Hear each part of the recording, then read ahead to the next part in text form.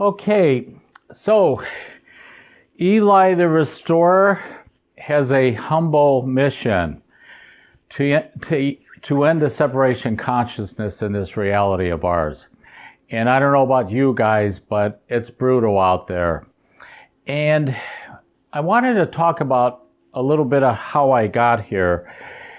Back in 2004, I moved to Colorado, and within 2 weeks, I met a rabbi.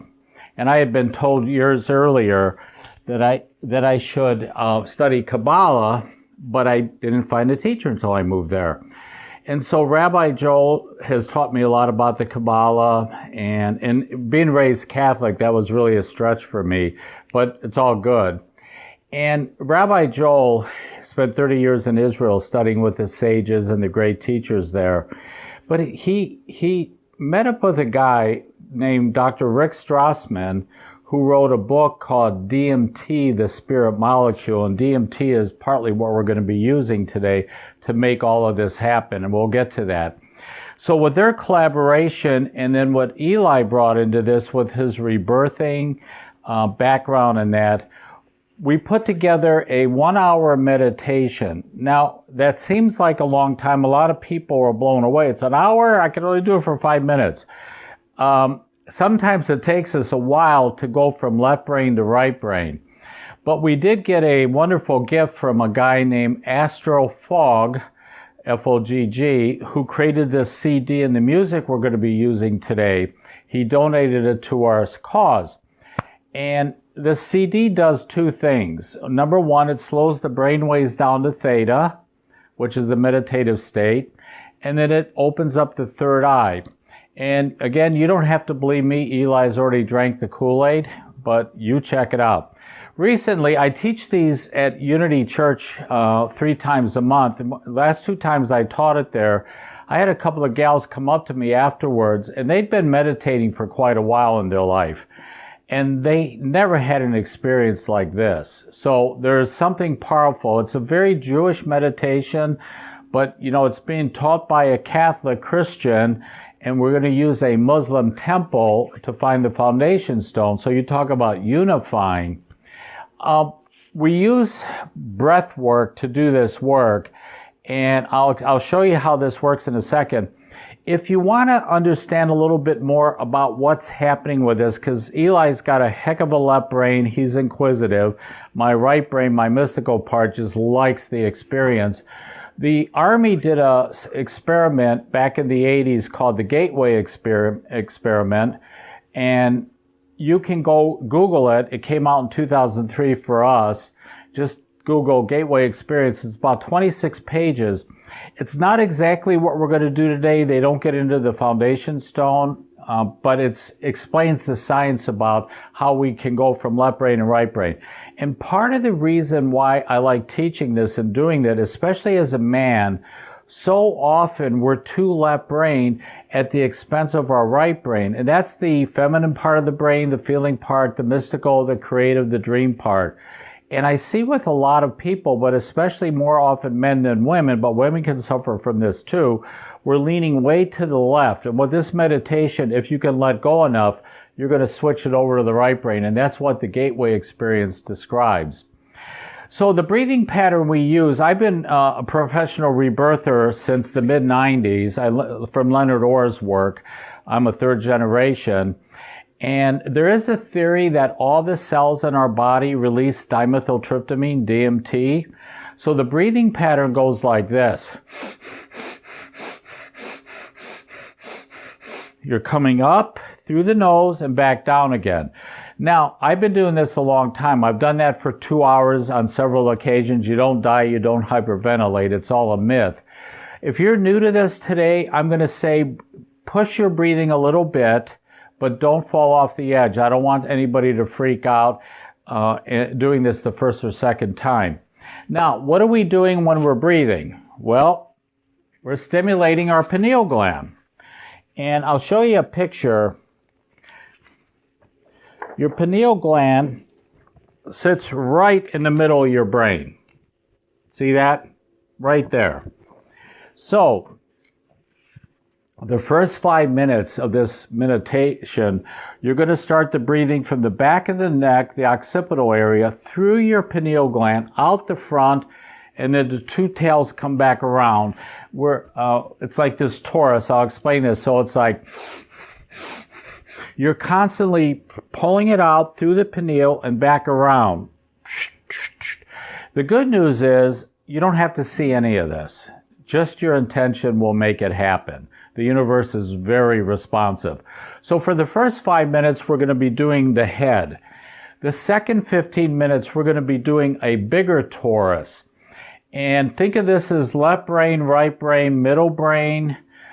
You're going to take the energy, and I'll hold this up in a minute.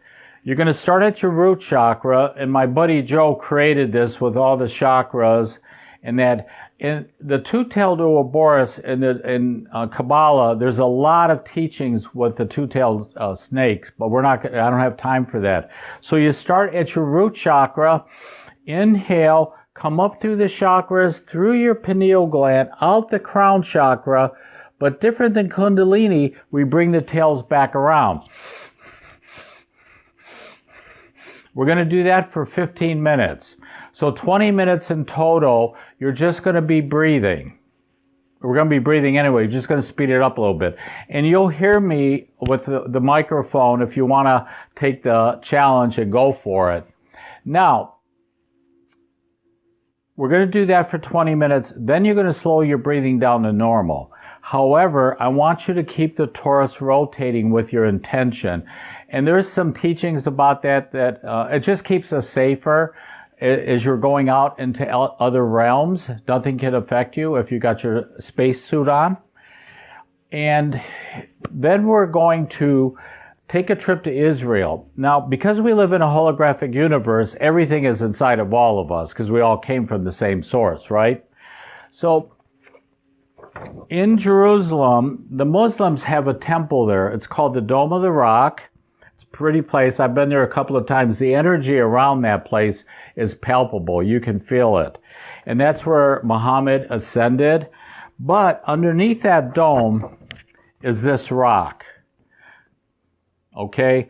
So when I say see the rock, see yourself laying on the rock, this is the rock I'm talking about, folks. Now, in the Jewish tradition, that rock has a lot of history. That's where Abraham was going to sacrifice Isaac. That's where Jacob had his amazing dream. That's going to be similar to what we're doing today. That's where the two temples were built. They believe that is the major vortex on the planet between this world and the next world.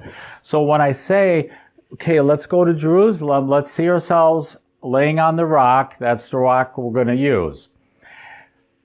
Then you're going to put on your earmuffs. What? Kind of like this guy. Now this is from my Rabbi Joel. And again, if you want to check out Rabbi Joel, he's got an amazing website. It's called cityofluz, Luz.com. And I mean, I've been studying with this guy since 2004, and it's changed my life and my perspective and perception of reality. This is Sandalphon on this side. This is Metatron on that side. Why are we using those two angels? Because those are the angels that are on the Ark of the Covenant. Now, what are they doing on the Ark? Well, nice decoration, right? Right. But in Judaism, there's many levels. Like in the Torah, there's 4 levels to it. There's the first level, and then you go deeper and deeper into the rabbit hole. Why we put these earmuffs on, which I affectionately call earmuffs, that will amplify the juice on the stone. That's why the angel wings were there. There were no accidents when they created all this. So now you got your earmuffs on, and then you're going to walk up from the back of your head. Just imagine little stairs, and you're going to walk right into your pineal gland, which sits in the middle of your brain, and your attention and focus is on your third eye the whole time. I love Mindfold. You can get these at Amazon for $14. When you got these on, you're not going to see anything because of the foam rubber. So you're not going to be using these eyes. So if you're interested in learning more about why the pineal gland is being used and its significance, Rabbi Joel has a wonderful documentary on Gaia, the Gaia website. And if you go to pineal gland and look for his documentary, the last half hour, he talks about how connecting pineal glands to everybody else's pineal gland is going to end the separation. In the Jewish tradition, the pineal gland is the only part of our body that is still tied into unity consciousness. It was not affected by the fall where everything split into two parts, duality. It's still tied to the tree of life, not the tree of polarity. So if you're interested, you can go there. So now we're up in our pineal glands. We got our attention here. And then we're going to say to ourselves with intention, I want to connect my pineal gland to anybody doing this meditation in the world today. Just with your intention, it's the internet of pineal glands. And then when you're done doing that, we're going to go to the second phase, which is really changing things since we've been doing this. Now my intention is to connect our pineal glands to every pineal gland on the planet. Gregg Braden wrote an amazing book about connecting people. What does it take to change the world, a city, etc., etc.?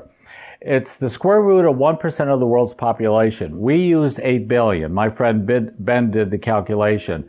So if we get 8,945 people doing this together, minimum, everybody will be affected by what we're doing. So if you're interested in Gregg Braden, you can look it up. It's the Divine Matrix. He's one of my favorite teachers. So we now connected our pineal gland to everybody on the planet. Okay. Now we're going to use the sacred chant. It's called Makom, M-A-K-O-M. It has several meanings in Judaism, but it means the place of God. And that's what Jacob said when he was on that rock. This truly is the place of God.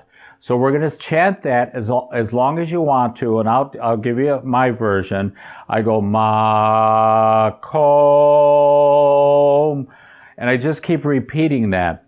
Now, when we started using this chant instead of Om and Ah, I noticed two changes immediately. I felt the energy go up in me, and then I could focus better for some reason. So, there's something to this, folks. So we're going to say the sacred sound. Now I want to go back to the 8,945 people, rounded off to 9,000. We're looking for pineal soldiers, people that are committed, people that have awakened or are starting to wake up, that feel helpless and powerless in the world. Eli's mission is to restore us to the pre-fallen state, and we all have to do our part to that. But nothing else seems to be working out there. Everybody's got this separation consciousness. One of the things that happens with this, when we're doing this meditation, whether it's live here or at Unity Church, once you connect your pineal gland to people, it's almost like you stay connected. You don't have to believe that, do it. Try it with your loved ones. You have a different kind of connection. It's like a certain kind of intimacy to it. So we've done the 20 minutes breathing. We've done all this stuff. And I'll be telling you this step by step as we go through the meditation. So don't freak out like, how am I going to remember all this? I'll be guiding us along. Whatever you see, don't look at it. So whatever you're seeing with your third eye, don't try to look at it with these. This is tied into the right brain. These are tied into the left brain. And I struggled with this at the beginning. I would see extraterrestrials or amazing figures and that. What is that? And as soon as I go left brain, boom, it disappeared. It knocked me on my right brain. So whatever you see, don't look at it.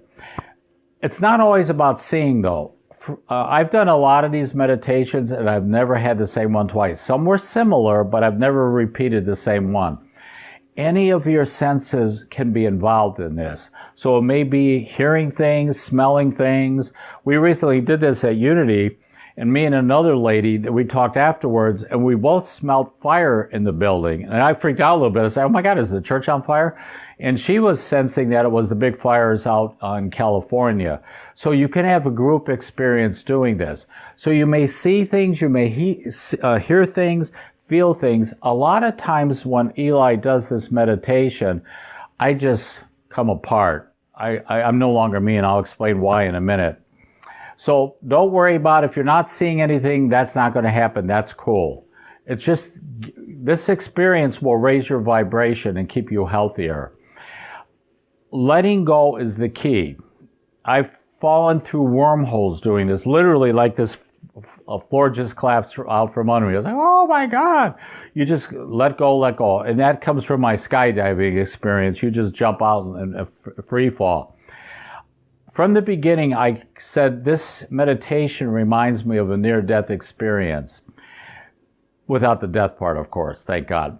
And then I found a guy named Dr. Grayson. He's a psychiatrist that came up with a wonderful questionnaire to give to near-death survivors.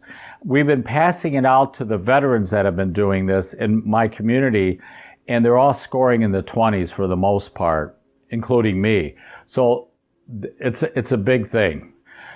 When you have a near-death experience, when you're going out into other realms, your ego is going to get left behind. And I want to share a quote with you from Rick Strassman's book, DMT, the Spirit Molecule.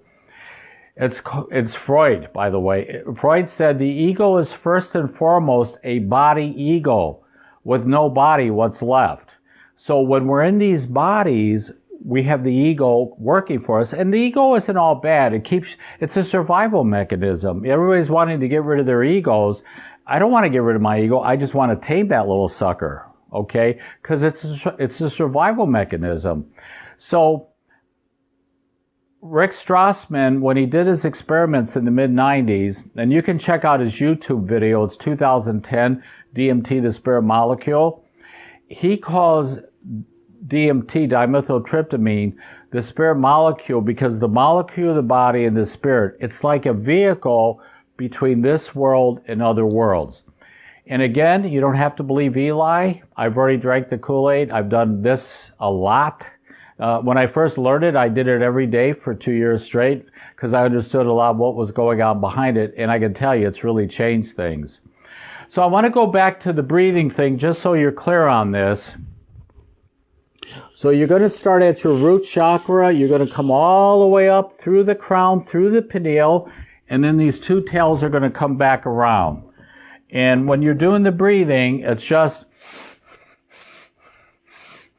going like that.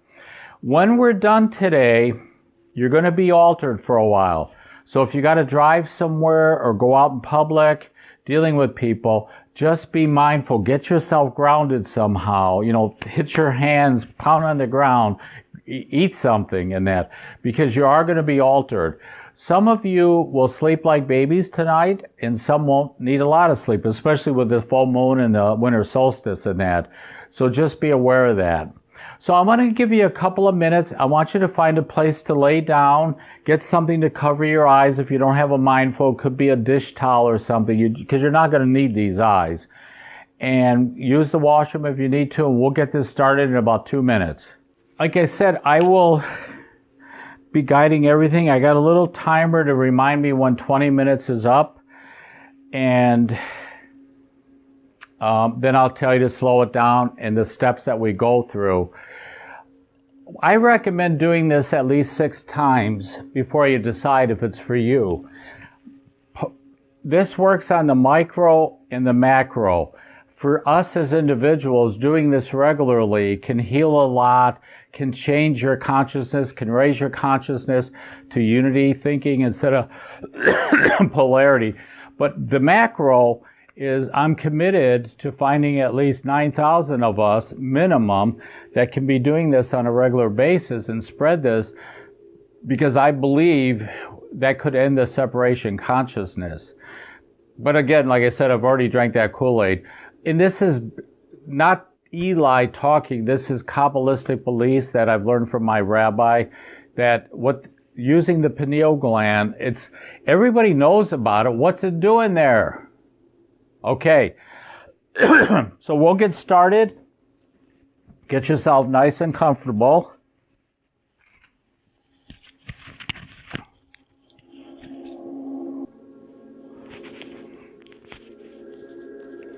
Okay, so we're going to do 5 minutes through the back of the head, through the forehead, and back around.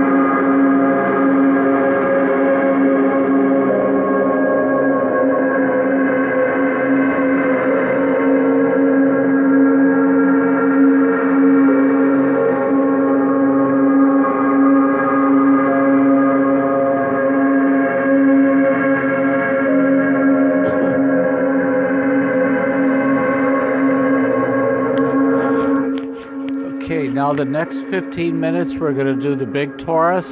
Start at your root chakra. On your inhale, come all the way up your spine, through your pineal, out the crown, and then bring the two tails back around.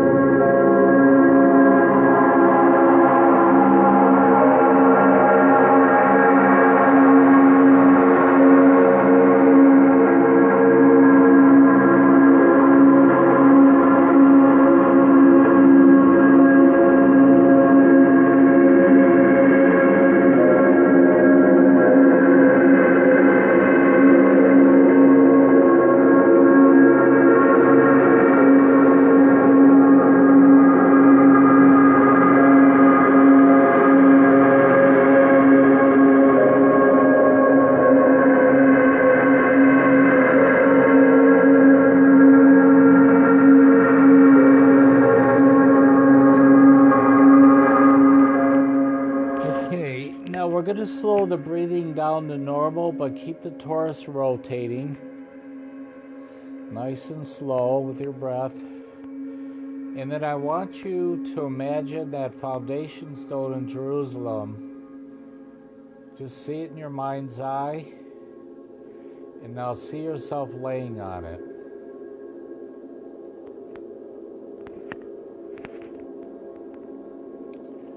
All right, now let's put on our earmuffs, Sandalphon on the left ear and Metatron on the right ear. Get them snug. And then for the back of your neck, your occipital area, imagine walking upstairs and planting your consciousness and your focus into your pineal gland and focus on your third eye.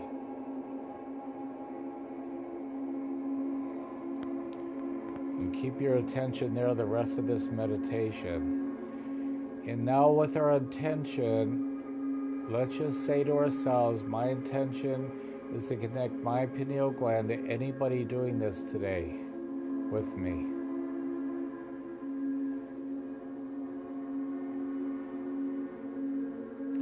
And let's go to the next level. Anybody that interconnected today in this group, let's connect our pineal group, pineal's energy, to everybody in the world, just with our intention.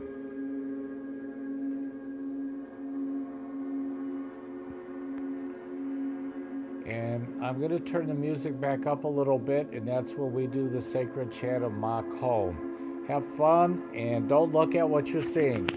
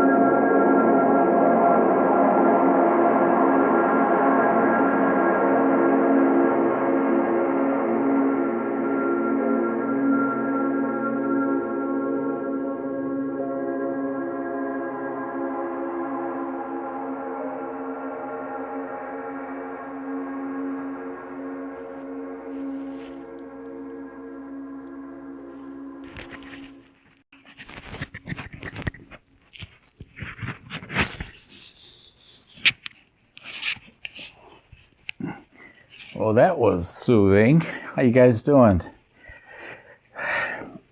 So, Eli's spiritual community has decided to do this gathering every Saturday at 10 a.m. Central Standard Time. So, tell your peeps, your friends, and it wasn't a real visual experience today, but just this peace.